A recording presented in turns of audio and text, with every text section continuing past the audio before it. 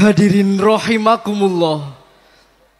Memasuki inti acara pada malam hari ini, Mau'idatul Hasanah pertama yang akan dihaturkan oleh beliau Dr. Kiai Haji Musta'in Syafi'i MAG, Ketua Dewan Masyayikh Pondok Pesantren Tebu Ireng, Jombang, Jawa Timur.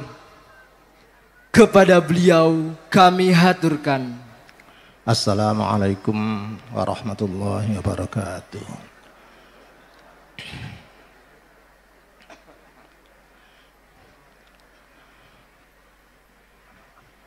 Alhamdulillahi wa kafa wa salamun ala ibadihi alladhina astafa amma ba'd. Ulama'ana al-kiram, para kiai, para bunyai, barakallahu fikum, khususnya keluarga besar Pondok Pesantren Al-Bayan di Ma'izzuhum, para wisudawan sekalian, ibu, bapak yang kami hormati, mudah-mudahan kita dalam majelis ini sebagai wasilah, sebagai perantara, mudah-mudahan besok kita bisa satu majelis bersama di surga Allah Subhanahu wa ta'ala. Allahumma amin. Seingat saya dari Tebu Ireng disuruh ke sini ini ngomong-ngomong dengan para hafidh Al-Quran dan Al-Hafidhat.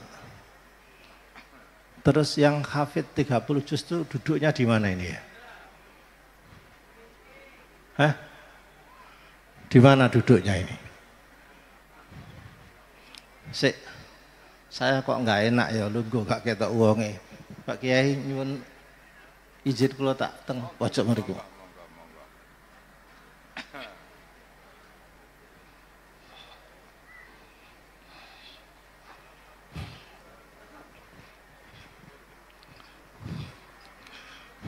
Inggih. Yang hafid dan hafidhah menurut catatan di situ ada 10 orang. Iya. Nggih, Mas. Yang hafidhah jumlahnya 7. Terus yang hafid jumlahnya 3, betul? Non? Piro? Yang hafidhah 8, yang hafid 3. Saiki endi wong iku endi mana? Oh iya. Ya sudahlah. Ini ada gejala umum ini. Kalau dalam di dunia pendidikan, termasuk hifdzul Quran, yang terbanyak itu justru putri. Tapi saya dulu masih ingat ya, sekolah bareng putri atau menghafal bareng putri, kok sampai saya kalah, aku sunat maneh aku. Ya isin lah wong lanang. Lepas dari itu semua nyuwun sewu, berhubung niki arah kula disuruh berbicara tentang Al-Quran, nyuwun sewu, mboten gurui panjenengan. Ini nggone tiang pinter, ada ma'had alinya juga. Nyuwun sewu, kata Al-Quran di dalam Al-Quran, di dalam mushaf, menawi dipasang dengan isim isyarah, itu pasti lil qurba, pasti hadza, pasti hadzal Quran, pasti. Nggak ada zalikal Quran, itu nggak ada. Inna hadzal Qur'ana yahdi lillati hiya aqwam. Inna hadzal Qur'ana yaqussu. Lau anzalna hadzal Qur'an wa uhiya ilayya hadzal Qur'an.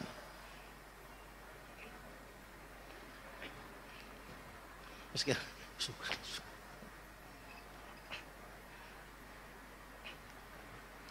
Tapi kalau lafat Alkitab, ini lafat Alkitab, kalau dipasang isim isyarah, digandeng dengan isim isyarah, itu bisa lil kurba hada dan bisa bu'da dzalika.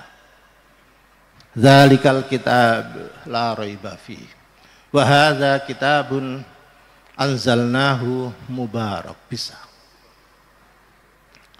Nyuwun sewu mboten gurui pancene kula wau dikongkon ngomong ning gone sing hafid-hafidh dhisik itu. Itu artinya kalau Al-Qur'an ya Al-Qur'an kita ini.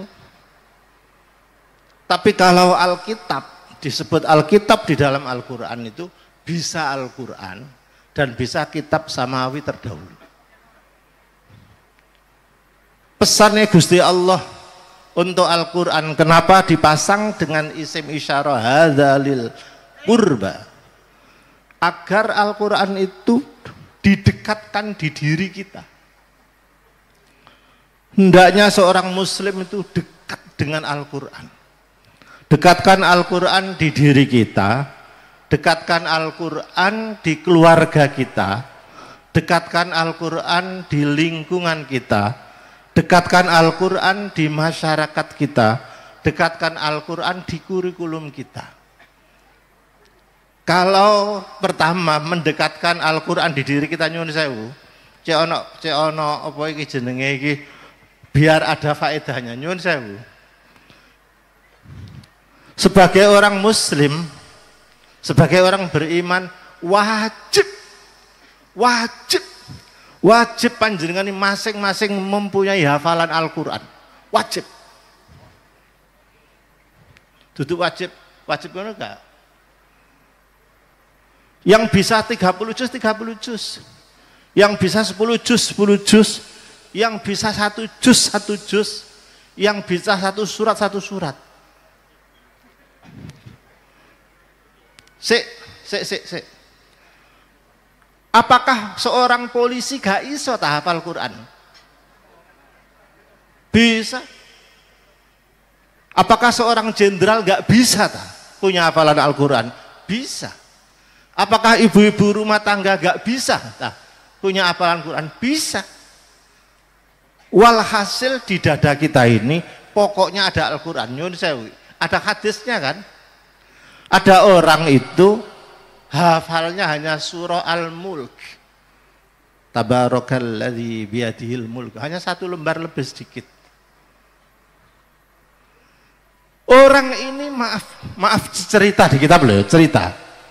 Orang ini fasiknya bukan main. Dosoe akeh.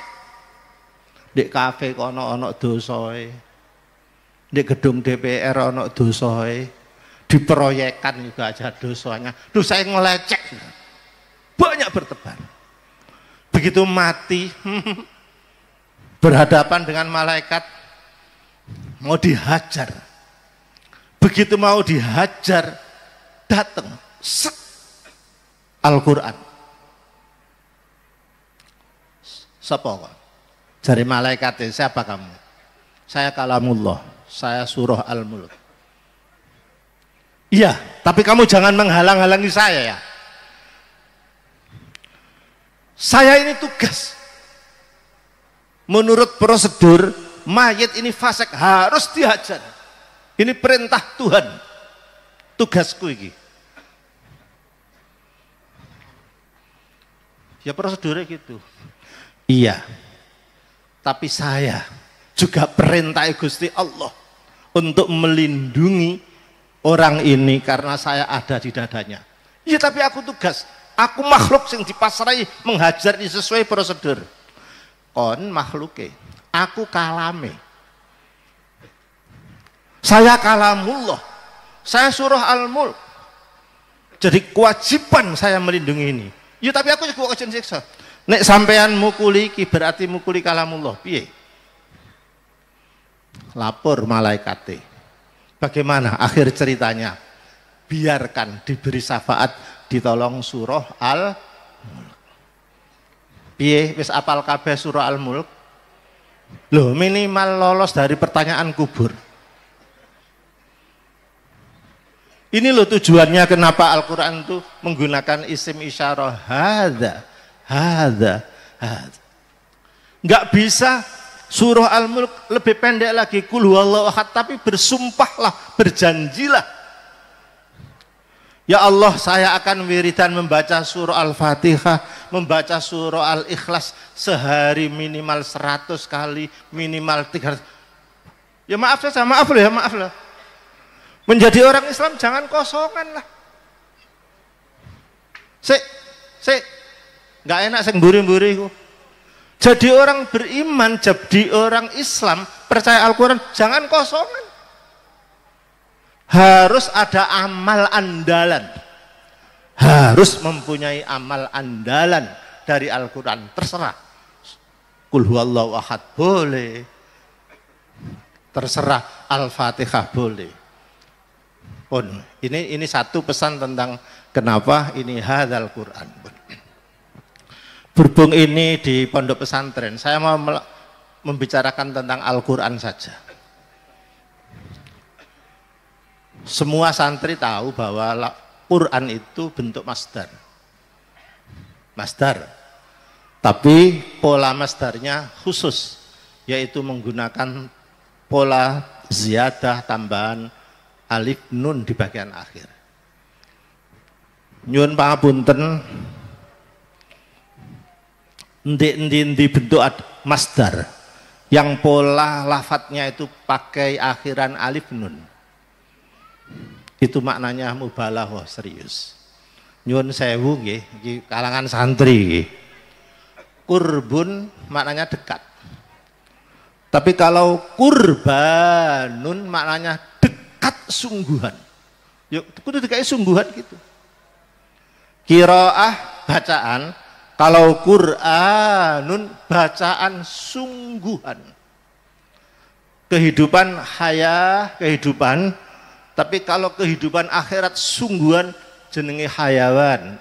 Satu ayat, wa ma hadhil hayatud dunya illa lahu wa la'ib wa innad daral akhirata lahiyal hayawan. Ojo dimaknani kehidupan akhirat itu kewan-kewan, ojo ngono. Keliru. Hayawan, kehidupan sungguhan. Pun sekarang kulon namung mau membicarakan Al-Quran sebagai the really reading atau bacaan sungguhan. Mohon maaf. Al-Quran itu tidak pernah ada buruknya.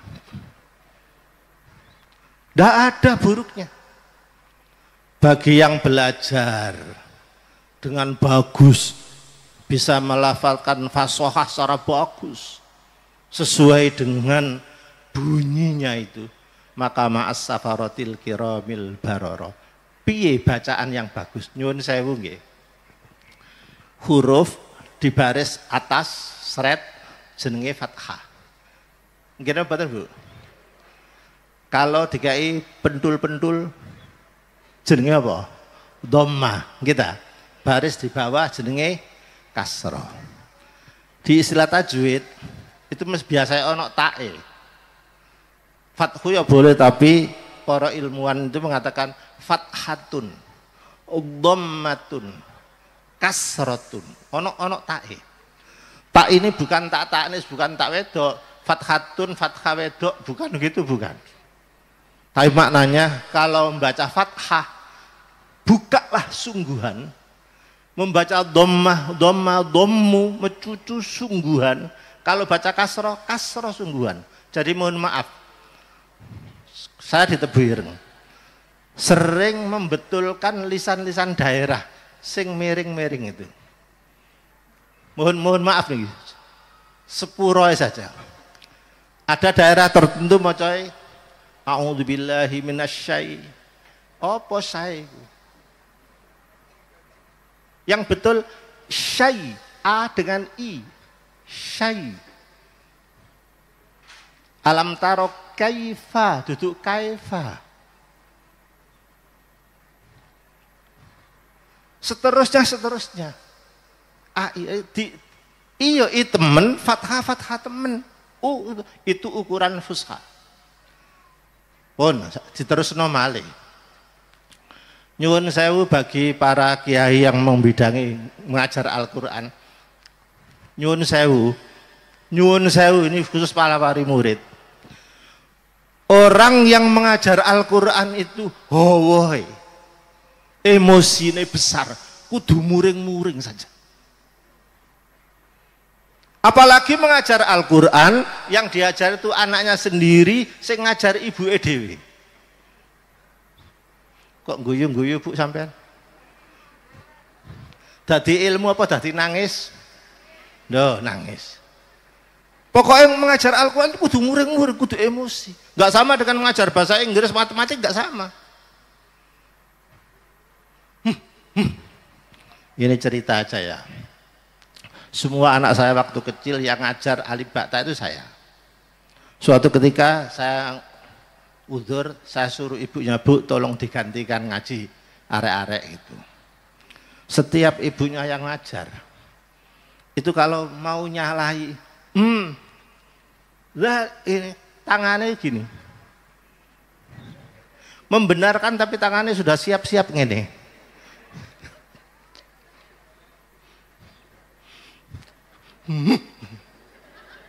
Iya apa Kak? Ngaku. Setiap ibunya yang mengajari Quran itu gak dadi ilmu, dadi nangis. Akhirnya ya tapi oleh ganjaran sudah. Kedua saat ini. Bagaimana hukumnya pengajar Al-Quran? Kayak ibu-ibu ngajar anak ini, mengajar. Lalu anaknya nggak bisa, terus dicetot, dijiwit, bocah belajar Al-Quran, boleh apa enggak? Loh, kok meneng kabeh? Boleh apa enggak? Aku saya jawab, boleh. Bapak ini ono hamba, ono sapa bah. Hukumnya nyetot bocah belajar Al-Quran itu boleh dengan syarat satu. Sebelum nyetot kudu hubungan dhisik karo Gusti Allah, membaca Bismillahirrahmanirrahim.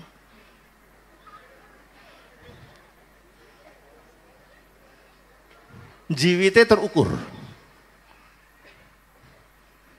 Dek, sampean itu mencubit anaknya itu gregetan apa niat mengajar? Loh ya iki segara iki. Yang memberi ilmu itu Gusti Allah. Jadi mau jiwit gitu sih. Ya Allah, Bismillahirrahmanirrahim. Sampai dulu. Nah itu insya Allah manfaat. Nah nek ngene tok, kok niki gak dadi tangis tok. Atuh. Terus, ini terus ono terus ini. Apakah setiap santri yang belajar fashoha Al-Quran itu pasti bisa baik? Pasti lisannya bisa bagus? Enggak. Maaf ya. Di daerah Jawa Timur itu, daerah Madiun, Blitar, dan selatan sana itu tidak bisa fasih mengatakan ain. Ya apa enggak? Apa? Ngah. Wa iya kanastangin. Ain nggak bisa, halqinya itu nggak bisa. Yang paling parah itu kalau ketepatan begini. Waosan surah Al-Waqiah badhe dipimpin kalian Ustadz Mustangin Safingi. Waduh, kacau kabeh. Bagaimana hukumnya seorang imam sholat membaca wa iya kanastangin? Sah apa enggak? Sah hukumnya, tapi wajib belajar. Itu daerah sana. Nanti juga ada daerah yang agak sana itu tidak bisa membunyikan secara fasih tentang huruf ta. Seperti menjadi apa Pak? Ta, iya kan? Gak bisa ta tapi ta. Jadi nek ngaji kira-kira ini. Qad kana lakum ayatum fi fi'atainil takota fi'atun tuqatilu. Loh, keladak gitu. Lah jene lisane ngono kok. Aku mau ya mikir-mikir ayat sing tak jajar-jajar apa sih. Maaf. lisan yang sudah begini ini, lisan ajami ini perlu dilatih menjadi lisanan Arabi sebisa mungkin. Terus kalau nggak bisa ya sudah, wong sing gawe Gusti Allah. Kalau ditamperi, nggak bisa, nggak boleh. Hadisnya gini, hadisnya. Bapak Ibu kenalkan tukang adzane Kanjeng Nabi, tukang adzane Hadratur Rasul, namanya sahabat Bilal bin Rabah, orang Ethiopia, orang Afrika, budak saya. Suaranya melengking, diutus Hadratur Rasul sebagai juru adzan. Tapi sepurohe Sayyidina Bilal ini suaranya bagus, tajam melengking. Tapi wahuwala yuhsinus syin. Sebagai orang Afrika tidak bisa fasih membacakan huruf shin, tafashi, musallasa gak iso. Tadi ini muni syahadat gini. Asyhadu alla asyhadu alla. Enggak bisa tafashi. Asyhadu, itu enggak bisa. Miring-miring asyhadu alla. Subhanallah, itu muadzin Rasul. Tentu saja sahabat yang fasih-fasih seperti Ibnu Abbas, Ibnu Mas'ud, Ibnu Umar, sahabat Salim, sak piturute itu ngelus dodo. Ini jabatan muadzinur Rasul, jabatan prestisius, kok diwakili orang yang enggak fasih.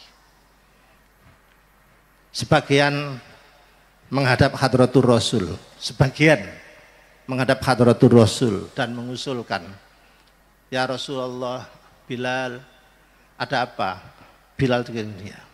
Hadratur Rasul ngerti kalau sahabat ini tujuannya mengusulkan agar Bilal diresafel, diganti, jangan menjadi muadzin begitu. Kurang layak sebagai muadzinur Rasul karena tidak fasih melafalkan huruf shin. Ketika ada usulan seperti itu para ibu ya, apa jawaban Hadratur Rasul? Jawabannya sederhana. Innasina Bilal shinun indallahi fil arsh. Sine Bilal sing ashadu begitu itu. Iya, kedengarannya begitu. Isoe ngono. Tapi shinun dicatat sebagai shin besar, tafashi fil arsh. Wis buyar kabeh kalian terus. Ini untuk sekedar menghibur bagi Pak Kiai Bunyai yang mengajar Al-Quran. Sing ketepatan santri niku lisannya rodok penceng-penceng begitu. Wis sabar babano, biar saja. Anggap saja itu sudah fasih menurut catatannya Gusti Allah di ars sana. Pun sudah selesai. Enggak usah dipeksa-peksa sudah. Itulah Al-Quran yang tidak pernah ada buruknya. Mereka yang membaca Al-Quran salah-salah tapi terus saja tetap diberi pahala dua. Satu belajarnya yang susah tadi itu, yang satu membacanya. Pokoknya bagus semua. Namanya Quranan Arabia niku pasti bagus. Pun niku khusus sing bagian teng internal pengajaran Al-Quran. Pun niki mungkin Pak Kiai mohon kang nerusaken tentang pengajianipun. Sakniki kula mau menyampaikan, betulkah Al-Qur'an itu bacaan sungguhan dari segala perspektif. Nah niki nyuwun sewu. Sampai hari ini loh, menurut laporan Lembaga Kependudukan Dunia, The World Population Review, tiang Islam niku jumlahnya sekitar 7,9 miliar. Tahun-tahun kemarin sing Islam niku 1,4 miliar. Tapi dekade ini sudah melompat 1,9 sekian miliar. Itu berarti 24, sekian persen. Subhanallah. Kenapa dunia ini kok semakin hari semakin banyak orang tentang menghargai Islam dan masuk Islam berbondong-bondong seperti yang diisyaratkan Al-Quran, yadkhuluna fi dinillahi afwaja. Subhanallah. Kula nerima berita rada akhir di Inggris Raya. Orang-orang banyak meninggalkan gerejanya lebih dari 500 gereja yang kosong. 350 sekian sudah dikonver menjadi masjid. Jadi sakniki para kiai di Inggris Raya itu ada mausoleum masjid sing membutuhkan imam. Piye Al-Bayan mau mengirim jadi imam di masjid sana ta? Tapi syaratnya mari ngimami ceramah bahasa Inggris. Lah aku ya ero tapi aku gak masuk karena speaking saya itu rendah. Aku gak iso bahasa Inggris. Apalku mek telu. I love you and you love me. Kesimpulannya I karo you lep-lepan dek kali ngono.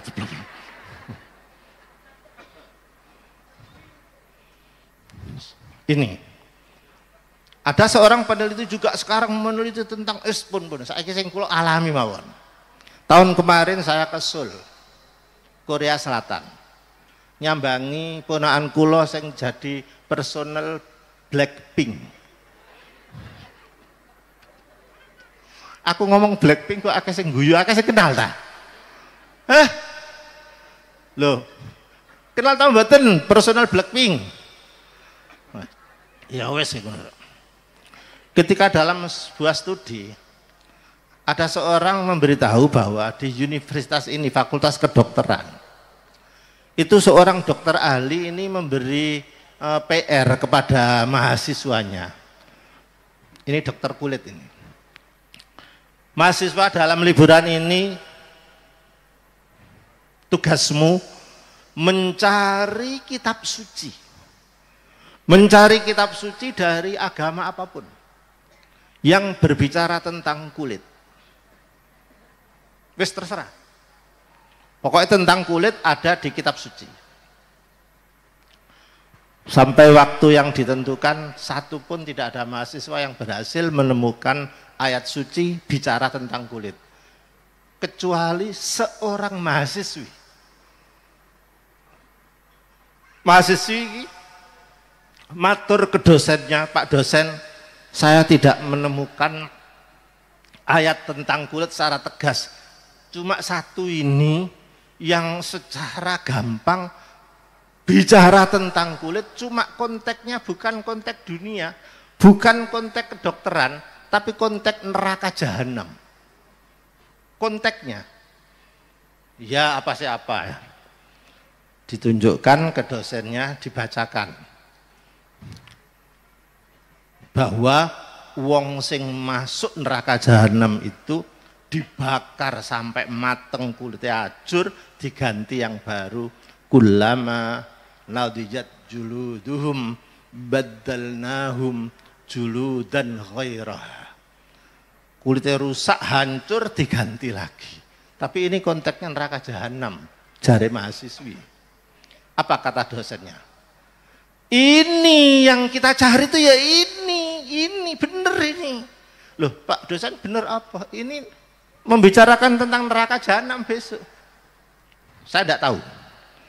Yang jelas Al-Quran lah satu-satunya kitab samawi, kitab suci yang memberi informasi kepada kita bahwa kulit itu mempunyai sistem peremajaan sel. Ya Allah, kulit rusak diganti lagi dengan kulit anyar. Itu artinya mengisyaratkan kulit mempunyai sistem peremajaan sel. Kesimpulan tafsir niki saya dapat bukan di Tebuyur, bukan di perpustakaan tafsir salaf, tapi saya dapatkan di Seoul, Korea Selatan. Kok ya ono tafsir peremajaan sel diambil dari ayat yang akhirat yang neraka. Itulah kehebatan Al-Quran. Ilmunya menyentuh sungguhan, dan akhirnya dipelajari terus. Suwe-suwe Korea Selatan paling maju dalam dunia face up tentang memermak wajah. Jadi ibu-ibu sing rada pesek-pesek ojo kecil hati, ke Korea saja 3 jam selesai. Terus loh hebat. Atau lambe yang mau ditipiskan atau didomblekan ya, terus itu di TV kan ada termaju di dunia tentang dunia fisab berawal dari badalnahum juludan ghairaha liyadullah. Bukan Indonesia, bukan pesantren yang menemukan itu, justru di Korea Selatan. Pun cek mboten suwe-suwe. Saya juga pernah short course di Boston di Amerika Serikat, walaupun ya sampai 1 bulan lah. Di sebuah rumah sakit, rumah bersalin, itu ada ibu melahirkan. Ibu yang satu sebut saja melahirkan bayi laki-laki, ibu yang kedua melahirkan bayi perempuan. Begitu bayinya dirawat, bersih, dikembalikan lagi ke ibu tadi itu, subhanallah. Dua ibu ini mengaku bahwa bayinya itu yang laki-laki. Semua ngaku yang laki-laki, sing perempuan nggak diakui. Iki bayiku laki-laki, loh mboten mbak, ini bayi ya, rebutan. Lapor ke rumah sakit, ya sudah, tes DNA saja. Ini tes DNA di Amerika loh ya, bukan tes DNA Ba'alawi loh, aja keliru ya. Aku gak melok-melok, aku mau bicara itu. Ya karena saya menghormati ilmu. Kitab yang dipelajari di pondok pesantren Sulamut Taufik ila mahabbatil alat tahqiq itu karangannya Abdullah bin Husain Ba'alawi, disarai oleh Syekh Nawawi Banten, Mirqatus Suud. Itu dipelajari di pondok-pondok pesantren semua. Jadi saya tetap menghormati ilmu saja, liyane wis gak wis. Wis terus nojo wis ngono tok. Kok ilmu ya ilmu sudah. Begitu dites, akhirnya komponennya ini berimbang. Kesimpulan rumah sakit, laboratorium tidak berani memutuskan ini bayinya siapa. Pending berlarut-larut, ketua rumah sakitnya ini, sebagai laboratorium ini, itu ingat bahwa dulu pernah studi kedokteran itu bareng temannya dari Arab. Kalau tidak salah dari Libanon kalau salah. Ditelepon, Mas, saya mempunyai masalah Mas. Di rumah bersalin saya ada ibu yang gini. Tes DNA miripan, ini nggak bisa ini. Sudah. Apa saran sampean? Ada enggak sampean punya saran, punya jalan keluar? Iki bayine sopo? Ternyata pamannya yang muslim yang dari Arab tadi itu nelpon menyarankan begini. Khusus bayi laki-laki. Kalau sudah waktunya memberi air susu ibu, sudah berikan. Kemudian rekamlah. Ketika nyusu ke air susu ibu, ini rekam bagaimana gerakannya dan bagaimana seriusnya. Sudah selesai. Kalau sudah waktunya mimik lagi, bayi yang laki-laki itu suruh nyusu di ibu yang satu, ibu yang dua tadi itu. Satunya. Rekam bagaimana posisi mimiknya, bagaimana gayanya, bagaimana apa. Subhanallah. Sudah Mas, sudah. Direkam semua. Terus langkah berikutnya, ke ibu mana bayi laki-laki itu kalau sedang menyusu air susu ibu. Pak, sampean kok sawangannya tegang sekali sih Pak? Ini aku cerita Amerika ini. Kemana bayi itu waktu menyusu itu paling lahap, bahasa Indonesia paling lahap. Gak ngerti mana, paling lahap itu apa ya? Menyusu paling lahap itu piye? Apa? Ini paling okol. Tadi gini. Wah, paling kuno ya. Mana yang paling lahap ke ibu siapa itu? Maka itulah ibunya. Dilihat-lihat ternyata sebeza ke ibu A. Waktu nyusunya itu paling seger, banyak gitu. Terus kok bisa Mas dasarnya apa? Iki. Ya Allah, dasarnya ini loh, panjenengan apal kabeh sing pondok-pondokan apa sing ngaji faraid. Bismillahirrahmanirrahim. Yusikumullah fi auladikum lidzakari mislu hadzil unsayain.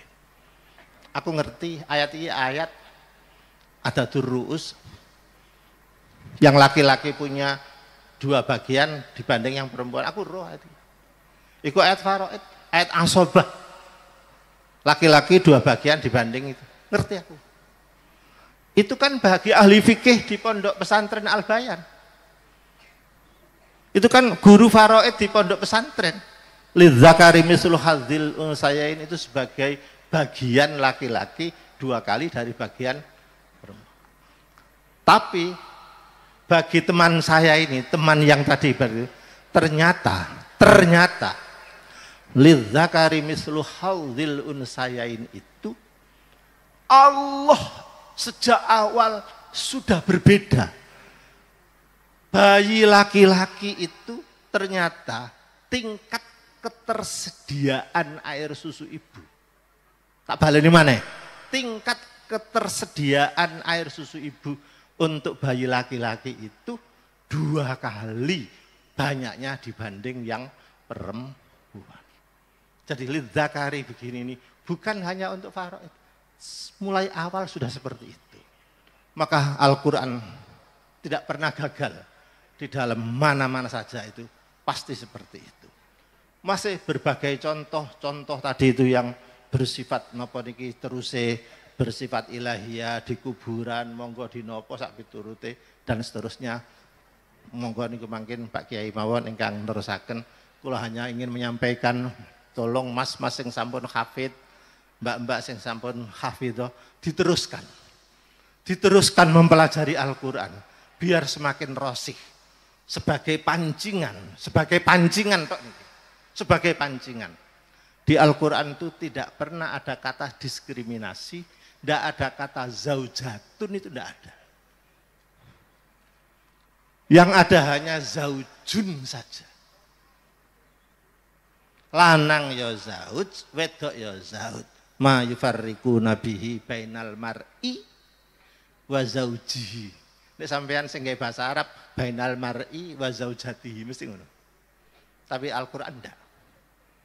Wa aslahna lahu zaujahu, bukan zaujatahu. Dijamakkan menjadi azwat, bukan zaujat. Ndak ada kata zaujatun di Al-Qur'an, ndak ada. Yang ada itu zaujun maknanya pasangan. Mengapa? Karena Al-Quran menggagas rumah tangga itu bukan diskriminasi gender lanang wedok, bukan, tapi kecocokannya itu loh, cocoknya itu. Permisi Pak Kiai.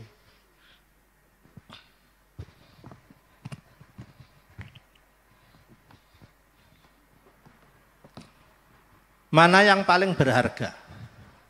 Satu botol ada airnya ini,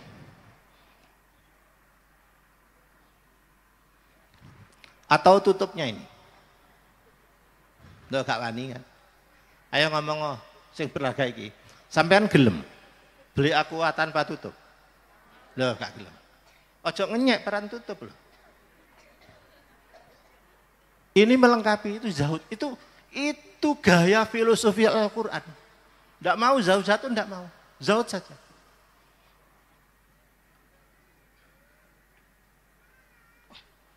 Kenapa? Sampai titeni. Mana-mana ada seorang laki-laki, suami, sifatnya kalem, lembut, tutur katanya halus, penyabar, diem, penyabar, sabar. Pasti bojone cerewet. Ayo bantah. Ayo bantah. Ayo ditanya. Loh, gak bercocok. Ya gak mungkin lah. Yang laki-laki pendiam, sabar. Terus istrinya itu sabar pendiam. Itu bukan rumah tangga, itu kuburan. Gak blas. hebat Al-Quran, hebat. Atau dibalik, laki-lakinya keras, istrinya keras. Itu bukan kuburan, tapi gedung DPR. Mohon maaf, pangapunten. Assalamualaikum warahmatullahi wabarakatuh. Kepada beliau kami haturkan terima kasih.